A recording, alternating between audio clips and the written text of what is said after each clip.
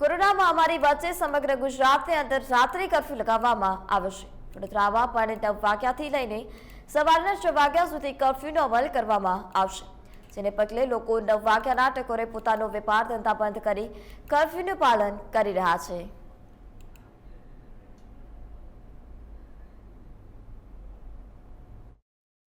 કોરોનાના પગલે જે ગુજરાતની અંદર રાત્રિના અંદર જે કર્ફ્યુની જે શરૂઆત થઈ છે, અમદાવાદથી લઈને વડોદરાની વાત હોય કે રાજકોટ હોય કે સુરત હોય, તો એવું કહી શકાય કે ત્યાં રાત્રિનું જે કર્ફ્યુ નાખવામાં આવ્યું છે 9 વાગ્યાથી લઈને સવારે 6 વાગ્યા સુધી। તમે મારા પાછળ જોઈ શકો છો કે વડોદરાની અંદર પણ 9 વાગ્યા પણ લોકો દુકાનો બંધ કરીને પોતાના ઘેર જતા રહ્યા છે અને હાલમાં પોલીસની ચેકિંગ જે મારા પાછળ તમે જોઈ શકો છો ચાલુ થઈ ગઈ છે।